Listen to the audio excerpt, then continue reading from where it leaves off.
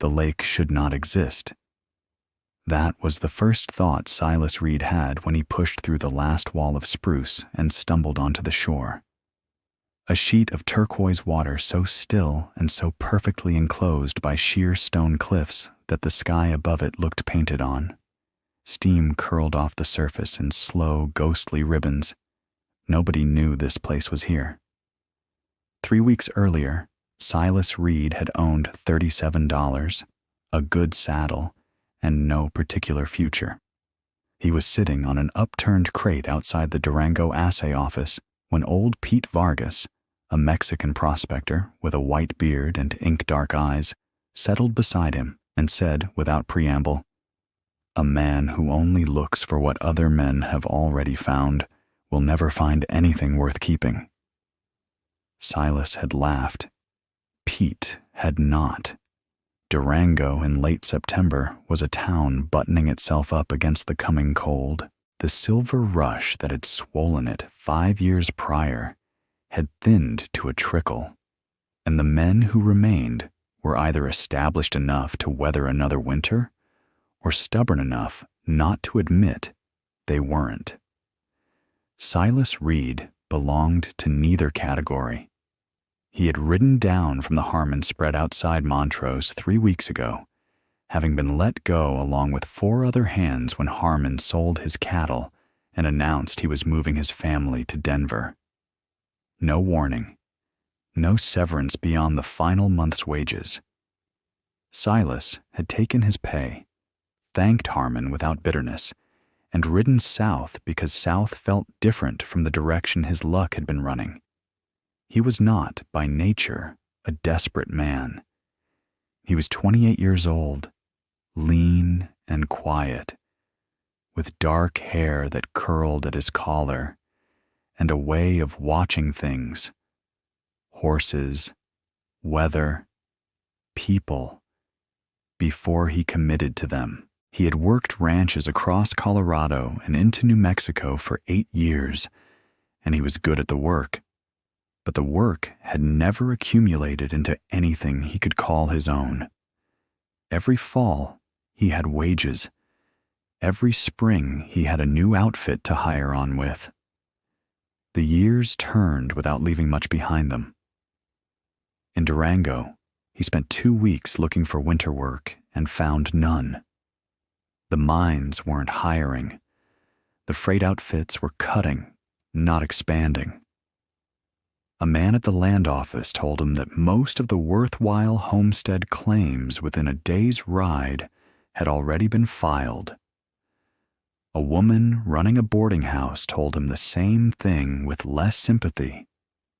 He had $37 left when he sold his extra horse to cover another week's lodging. Pete Vargas found him on that crate on a Tuesday morning, and after the old man's remark about finding, they sat in comfortable silence for a while before Pete spoke again. He described a game trail he had followed once, years ago, high into the San Juans, a trail that seemed to lead nowhere useful, and then simply ended. But the air coming off that high country, Pete said slowly, it was warm, in October. Pete did not claim to know what caused the warm air. He was not a man who speculated beyond his evidence, but he unfolded a piece of brown paper from his coat pocket and smoothed it across his knee, a rough sketch of the terrain, marked with landmarks only a man who had been there could interpret. A particular rock formation shaped like a broken chimney, a creek crossing where the water ran unusually shallow, a ridge bearing northeast that, if followed far enough, dropped into something Pete called simply the low place. He held the paper out. "I am too old to go back," Pete said. "My knees have made their position clear." He pressed the paper into Silas's hand.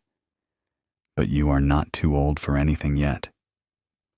Silas sat with that paper for 2 days.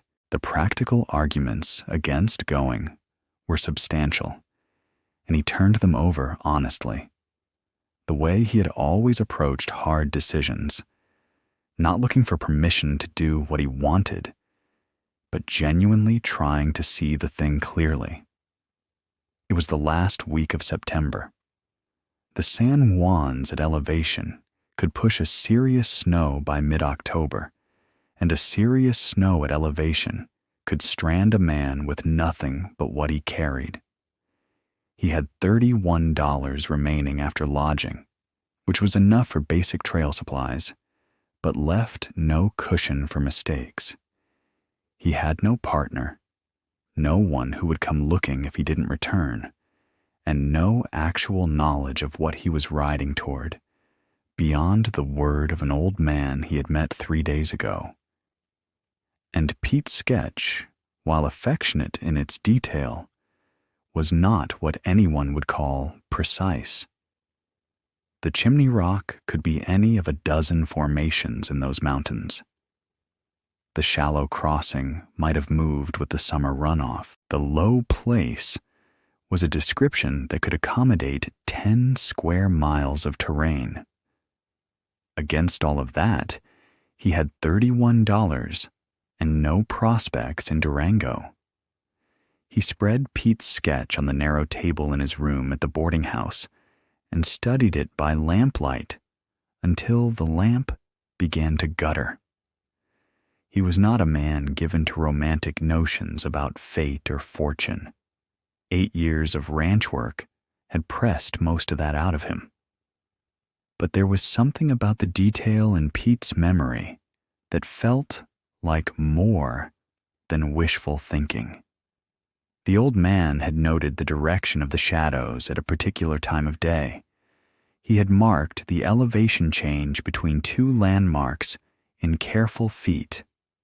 He had noted that the shallow creek crossing had unusual reddish stones in its bed, a specific, unromantic, verifiable detail.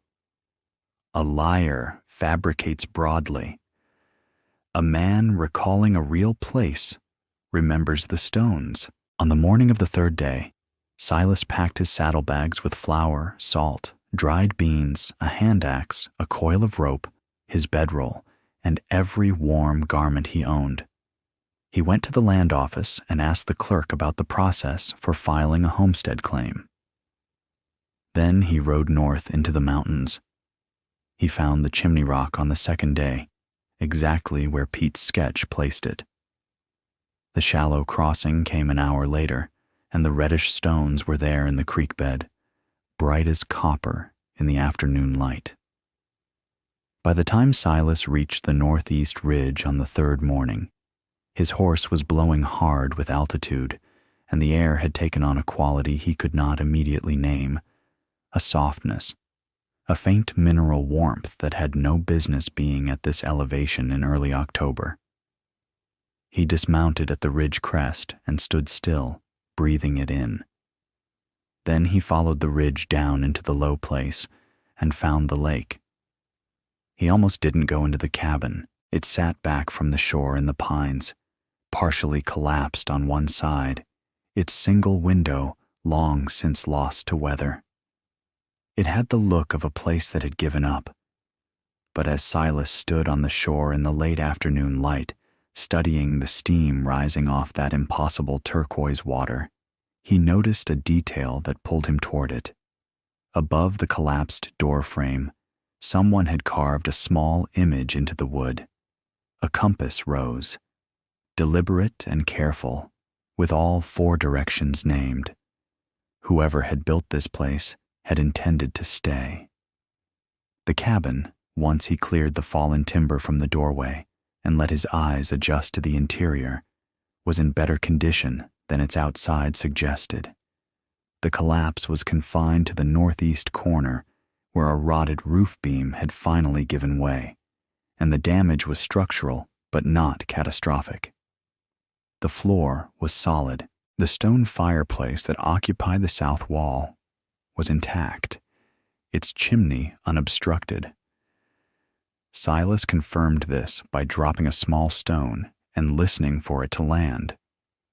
The mortar between the stones had cracked in several places, but had not shifted. A man who knew what he was doing could make this place weatherproof inside of a week. Silas was a man who knew what he was doing. He spent the first 2 days on fundamental shelter, clearing debris, wedging the collapsed corner back to plumb with timber props, patching the roof with pine boughs, and a length of oilcloth from his saddlebags. He worked from first light until he lost it, and he slept on the floor in his bedroll with the satisfaction of a man who has found a problem he is equipped to solve. His horse, a calm gray gelding he called Bishop, grazed along the shore without complaint, apparently unbothered by the strangeness of the place. On the third day, Silas turned his attention to the lake itself. The warmth he had noticed on the ridge was markedly stronger at the waterline. He knelt at the shore and put his hand in. The temperature was startling. Not hot, but profoundly comfortable, the kind of warmth that a man's body recognizes as safe. He walked the perimeter of the lake slowly, which took the better part of an hour, and observed what he could. The basin was roughly oval, perhaps a quarter-mile long and half that wide. The cliffs that enclosed it on 3 sides were granite, gray and sheer, rising 200 feet or better. The fourth side, where the cabin and pines sat, was the only accessible approach, and even that was steep enough that a horse needed to be led. The water itself was extraordinary. The turquoise color came from something mineral in suspension. Silas had seen pale blue-green water in some high Colorado lakes before, but nothing this saturated, this vivid. At the north end of the lake, near the cliff base, he found the source, a cluster of submerged vents in the rock, visible through the clear water as dark mouths from which slow heat rose in columns of warmer water. The steam on the surface was most concentrated there. He noted something else at the north end, a section of shore where the soil was darker and softer than elsewhere. The kind of soil that held moisture deep even in drought. He dug a few inches with his boot heel and found it black and rich 3 inches down. Whatever minerals the spring was putting into the lake, they were coming out again here, depositing in the soil. Back at the cabin that evening, warming his hands at the fire and eating beans he had cooked in a pot hung over the flame, Silas allowed himself to think carefully about what he was looking at. A naturally heated lake would keep the basin temperature significantly above the surrounding mountains all winter. The cliffs amplified this effect, sheltering the basin from wind and reflecting heat back onto the water. The soil he had found at the north shore was the richest he had seen in 20 years of working western land, and the basin itself, while remote, was not unreachably so. Pete's Trail, rough as it was navigable by horse. He pulled out the small journal he had carried for years and began to make notes. Not the notes of a dreaming man, but the notes of a man taking inventory. He measured things in feet and estimated in acres and kept his language plain and unexcited. But his hand was moving faster than usual. By the time the fire burned low, he had filled 4 pages and begun to form a question that would occupy the next several days. What exactly was this water doing to the ground? He began digging test holes the following morning. Silas had learned soil from years of ranch work, not the academic classification a land surveyor might employ, but the practical knowledge of a man who had dug irrigation trenches and assessed winter pasture and planted kitchen gardens for a dozen different outfits across the territory. He knew what productive ground looked like and felt like and smelled like when you turned it. What he found in the basin floor exceeded any ground he had worked before. He dug 5 holes along the north shore over the course of 2 days, spaced roughly 40 feet apart, and every one of them showed the same profile. Topsoil dark and loose to a depth of 8 to 10 inches, underlaid by a clay loam layer still holding warmth from the spring system below. When he pressed a handful and released it, the structure was ideal. It crumbled cleanly without turning to dust or packing into a brick. He put a bit in his mouth, an old habit from a farmer in New Mexico who had taught him the trick, and the mineral taste was distinct. Iron. Something faintly sweet he could not name. And that same quality he tasted in the lake water when he had sampled it on the first day. Whatever the spring was depositing, it had been doing so for a very long time. He expanded his investigation to the trees. The pines near the cabin were tall and straight, which he had registered as pleasant scenery without initially analyzing it. Now he looked more carefully. In the mountains surrounding the basin, visible above the cliff line, the timber was typical high-altitude growth, stunted, wind-bent, tightly packed in its struggle for soil and light. The pines inside the basin were different in kind, not just degree. Their trunks were 18 inches across where the pines above might reach 8. Their bark was thick and plated instead of thin and flaking. They had been growing in something significantly better than ordinary mountain ground. On the 5th day, following the shore west from the cabin, he found the garden. He nearly walked past it. A generation of fallen needles had blurred its outlines until it looked simply like a cleared area between trees. But there was a regularity to the boundary. A slight, raised edge, still faintly visible, that caught his eye.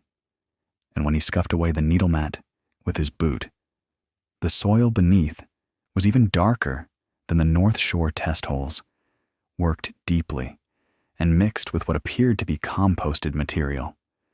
Someone had maintained this bed over years. He stood in the middle of it and turned slowly. The orientation was precise. The bed faced south-southwest, where the cliff opening, the only break in the stone walls, admitted a concentrated wedge of afternoon sun. Whoever had sited this garden had understood both the soil and the light. They had built something here with deliberate intelligence. He spent the rest of that day on his hands and knees in the old garden bed, sifting soil through his fingers, tracing its boundaries. He recovered a rusted hand trowel near the east edge, its handle long decayed, and a length of what had once been a raised row marker made from a split length of wood. He found the stub of a fruit tree, or what had been one, at the garden's north end, the stump still solid below the needle mat. Someone had grown fruit here, at this elevation, in the San Juan Mountains. That evening, he sat on the cabin doorstep while the last light went out of the sky above the cliffs, and he felt something he had been careful not to feel since the first moment he pushed through the spruce onto the shore. Hope, not the loose, unfocused variety, not the wishful thinking of a man gambling on luck, but the specific, load-bearing kind that comes from evidence examined honestly. This basin could sustain a man with work and time. It could sustain considerably more. He wrote 6 more pages in his journal that night, and for the first time, he labeled the pages with a title: The Reed Claim. On the 8th day in the basin, Silas found the deed box. It was buried under the hearthstone, which he had lifted to reset a cracked lower stone, a routine repair that he had been working toward since arriving. The box was tin, sealed with a clasp gone stiff with rust, and inside it, wrapped in oilcloth that had kept it remarkably dry, were two things: a folded piece of paper that proved to be a hand-drawn survey of the basin in professional detail, and a letter addressed to no one in particular, signed by a man named Augustin Flores, dated June of 1871. The letter began, "If you found this, the mountain chose you." Augustin Flores had been, by the evidence of his letter, a self-taught engineer who had found the basin in the spring of 1869 after following warm air anomalies in the mountain drainages for the better part of a season. He had spent 2 years there, building the cabin, developing the garden, mapping the spring system in detail that Silas recognized as genuinely expert. The survey was not the rough sketch of an amateur. It showed depth soundings of the lake, the location and estimated output of each vent, soil composition notes that matched what Silas had found himself, and in the corner, in small, precise handwriting, a yield estimate for a market garden operation that made Silas read it twice. Flores had left in the fall of 1871. He did not explain why in the letter, only that circumstances had required it, and that he hoped to return but suspected he would not. He asked whoever found the box to tend the basin with care. He called it, in the letter's last line, La Joya Escondida, the hidden jewel. Silas read the letter 3 times by firelight, and then folded it carefully back into the oilcloth. The survey changed his calculations materially. Flores had done the work of a professional land assessor, and what the survey showed was that the spring system was larger than Silas had estimated from surface observation. The vents at the north end were connected, at depth, to a broader geothermal formation that extended under much of the basin floor. The warmth in the soil wasn't just surface seepage, it was coming from below at a dozen points, creating a subsurface heating effect across most of the cultivable ground. Silas allowed himself one evening of uncomplicated excitement about this. Then, the following morning, he rode out. He needed to file a homestead claim before anyone else did, and he needed to do it correctly. More importantly, he had started to worry about something he had been pushing to the edge of his thinking since the 3rd day. He was not certain the basin was within the standard homestead territory. The San Juans in this section were partly Ute reservation land, partly forest reserve, partly open territory, and the boundaries were not always clearly marked on the ground. A claim filed in the wrong jurisdiction would be invalid, and worse, would advertise the location to the kind of men who looked for imprecise filings to contest. The ride back to Durango took 2 days. He arrived on a Thursday afternoon, went directly to the land office, and laid Pete's sketch and his own journal notes on the counter. The clerk, a thin man named Garvey, who wore his skepticism like a second coat, looked at the sketch, looked at Silas, and looked at the sketch again. "This area?" Garvey said slowly, tapping the map. "You been out there?" "Just came from there." Garvey was quiet for a moment. "That section has been looked at before." Silas kept his face still. "For what purpose?" "Mining company, out of Denver. They sent a man through there 2 summers ago, looking at the whole drainage for silver deposits." Garvey paused. "Didn't file anything. Apparently there's no silver." "No," Silas agreed. "There isn't." Garvey studied him with the particular expression of a man who is deciding how much to charge for his help. "The northwest corner of what you're describing is in a gray area. Reservation boundary runs along this ridge." He traced a line. "But the survey from 84 and the survey from 79 disagree by about a mile on exactly where." Silas looked at the line Garvey had traced. "Who resolves that disagreement?" "Federal Land Commissioner," Garvey said. "In Denver." Denver was 4 days by horse, in good conditions. Silas spent one night in Durango thinking it through. He could file a provisional claim with Garvey and trust that the boundary dispute would resolve in the open territory's favor. But a provisional filing was a matter of public record, and a public record with a legal cloud over it was an invitation. He had no money for an attorney. He had no connections in Denver. He was a cowhand who had stumbled onto something remarkable and had no infrastructure for protecting it beyond his own judgment. He was also running out of October. He made his decision before dawn and was on the road north by the time the sun cleared the mountains. He had $17 left. The rest had gone to resupply in Durango. And he rode carefully, conserving Bishop and watching the sky. The first snow of the season caught him on the second day, a dry, early-season fall that powdered the trail and then stopped, leaving the road passable. He reached Denver on a Sunday and found the federal land office closed until Monday. He spent the night in the cheapest available room and was on the office steps when the doors opened. The commissioner's office was not the commissioner himself. Silas hadn't expected otherwise, but the senior clerk, a woman in her 40s named Mrs. Delia Hatch, was both knowledgeable and, as it turned out, deeply familiar with the specific boundary dispute Garvey had described. She found the relevant survey records inside of 20 minutes and spread them on a long table with the efficiency of someone who had looked at similar problems many times before.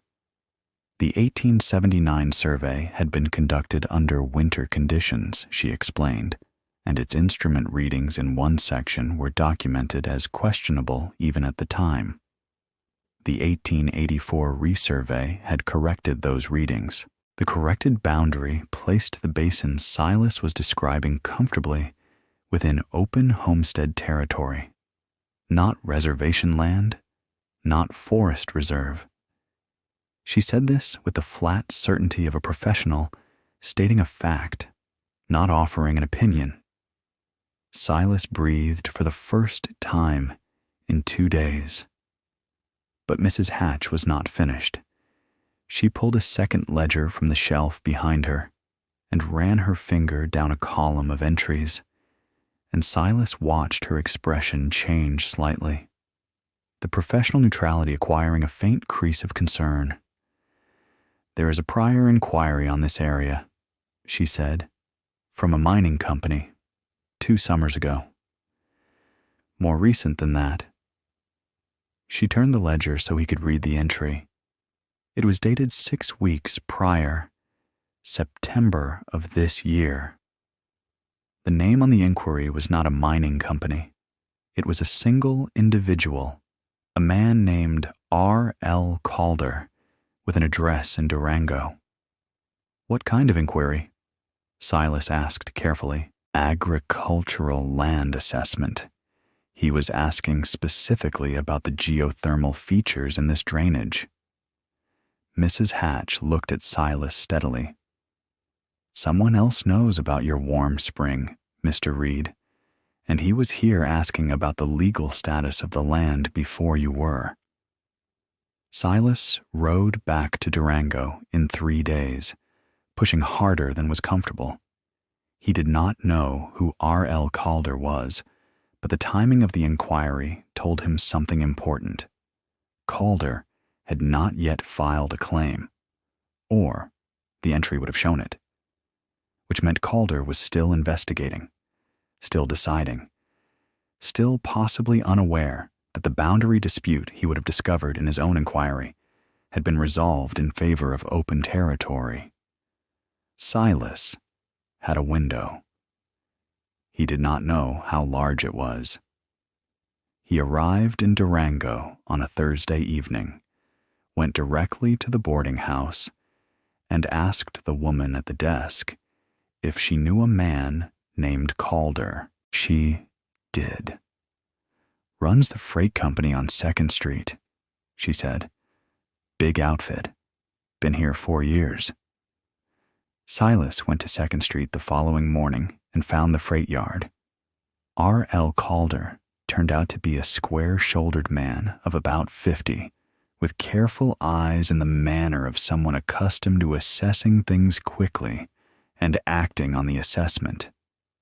He was not unfriendly.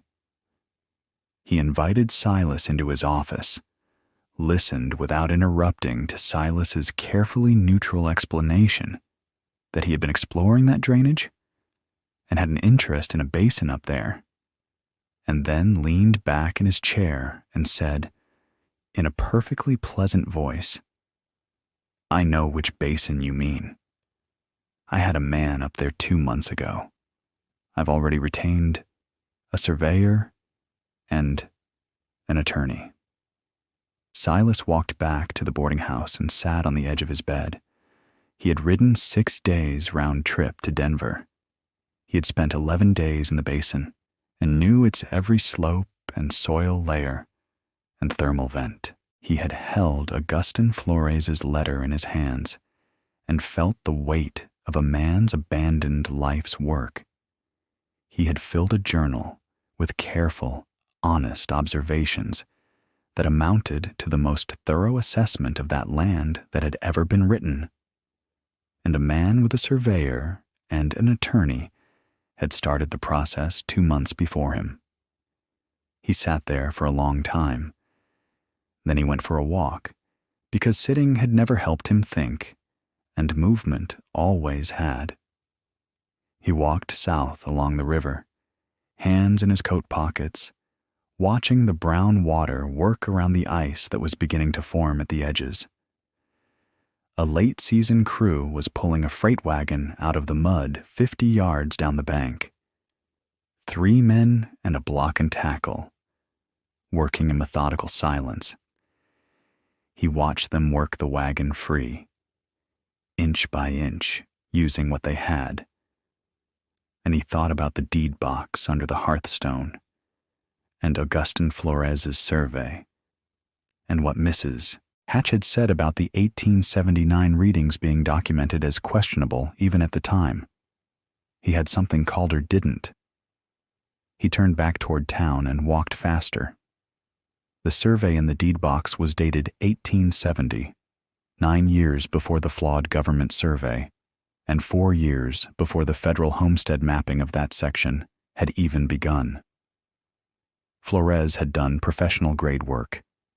If the basin had been actively occupied and improved prior to the federal surveys, and if that occupation could be documented, the legal picture changed entirely. Prior settlement, prior improvement, prior documented claim. Silas went back to the boarding house, retrieved his journal, and went to find the best attorney in Durango. The best attorney in Durango turned out to be a woman. Margaret Voss had a 2-room office above the dry goods store on Main Street, and a reputation, Silas gathered from the man at the land office who directed him there, for taking unusual cases and winning them through a quality the man described only as thoroughness. She was perhaps 45, with gray threading her dark hair and the unhurried attention of someone who charged by the hour and gave full value for it. Silas spread his evidence on her desk. His journal, Pete Vargas's sketch, the oilcloth packet from the deed box with Flores's letter and survey, and his notes from the Denver land office, including Mrs. Hatch's findings on the boundary resolution and the date of Calder's inquiry. Margaret Voss did not say anything for a considerable time. She read everything in the order Silas had laid it out, then went back and read the Flores survey a second time, then set it down and looked at him. "Tell me about the spring system," she said, "in your own words, not from the journal." He told her. He described the vents and the temperature and the soil profiles and the garden bed and the fruit tree stump. And he watched her expression do something that, given her evident self-possession, he interpreted as significant. She became very still. The geothermal element is the critical issue, she said. Not just for the claim, for its value and defense. A standard homestead claim on agriculturally improved land is straightforward. A claim on land with a documented geothermal feature of this scale is something that a well-financed opponent will challenge on the grounds that it may constitute a mineral resource, which would remove it from homestead jurisdiction entirely. Can they do that? Silas asked. They can attempt it. Whether they succeed depends on how the spring is characterized. She tapped the Flores survey. This man was ahead of his time. He documented the thermal output in agricultural terms, heating degree days, soil temperature effects, growing season extension. He characterized it as a growing resource, not a mineral resource. She looked up. That characterization has legal weight, and it's 17 years old. So Flores's work protects the claim? Flores's work is the claim, she said. Prior settlement, prior documentation, prior agricultural development. If this survey is authentic, and I believe it is, based on the paper stock and the instrument notations, then the basin was actively claimed and improved 17 years before any competing inquiry. She paused. Mr. Calder's attorneys will look for ways around this. They will argue abandonment. They will argue that a claim requires continuous occupation. How do we answer that? The deed box, NT, she said immediately. Flores didn't abandon the claim. He preserved documentation of it under the hearthstone and invited a successor. That is not the act of a man relinquishing ownership. It is the act of a man securing it against his own absence. She folded her hands. I will need to take his letter to Denver and present it to Mrs. Hatch along with an affidavit from you. The timeline will be tight. How much money do you have? He told her. She was quiet for a moment. I will defer my fee until the claim is filed and confirmed, she said. My rate is standard, and I expect to be paid when you have something to pay me from. That is not charity. It is an investment in a case I believe I can win. He was back in Durango 4 days later when Margaret sent a message to meet her at her office. He had spent those 4 days doing the only useful thing available to him, going back to the basin and making it more defensible. He had banked the garden beds against winter, repaired the cabin door properly so it latched, rehung the window frame with new-cut timber. He had written, in his best hand, a full account of every improvement he had made and nailed it to the cabin's interior wall beside the carved compass rose. He had done everything he could think of to make the basin look like what it was, a place where a man had put down roots. Margaret met him with a document in her hand and the stillness that Silas had come to recognize as her version of satisfaction. The claim had been filed, documented, and confirmed. The boundary resolution from the 1884 survey had been entered into the record. The Flores survey had been accepted as evidence of prior settlement and improvement. R.L. Calder's attorney had filed a counter-inquiry, and Mrs. Hatch had rejected it on the grounds that the competing claim lacked prior documentation sufficient to overcome the established settlement record. It will hold, Margaret said simply. Calder could pursue federal court, but the expense would be disproportionate to his prospects. He'll move on. Silas held the filed claim document and did not say anything for a moment. One more thing, Margaret said. She reached into her desk drawer and produced a second document, a copy of Augustin Flores's letter made by a copying clerk in Denver. The original is in the federal record now, but I thought you might want this." He rode back up into the mountains the following week, in the first real snow of the season, with a pack horse carrying enough supplies to see him through to spring. The trail was harder under snow, and he took it slowly, and when he crested the northeast ridge and felt the warm air rising from the basin below, it hit him the same way it had the first time. That sense of the world offering something it hadn't offered a moment before. He led Bishop down through the snow-dusted pines to the shore. The lake was turquoise even in winter light, steaming gently at the north end, impossibly still. The cabin waited with its patched roof and its latched door and its carved compass rose. The garden beds lay under a thin skin of snow that would not last, warmed from below by the same deep heat that had kept this place alive through every winter anyone had known about it. Silas tied Bishop to the porch post and went inside and lit the fire. He spread Flores's letter on the table and his own journal beside it, and Pete Vargas's sketch beside that. 3 men's contributions to a single place, and he sat down to plan the spring. By April, the garden beds were turned and planted. By May, the first green rows were showing above the dark soil, and the basin smelled of pine and warm water and turned earth, the smell of a place working. Silas was on the shore one morning, mending a fence line he had run to the north corner, when he stopped and looked at the lake. The steam had thinned with the warming season, and the water was even more vivid now, catching the early light and throwing it up against the granite cliffs in slow, shifting patterns. He thought of Pete Vargas on that crate in Durango, pressing a sketch into a stranger's hand. "You are not too old for anything yet,"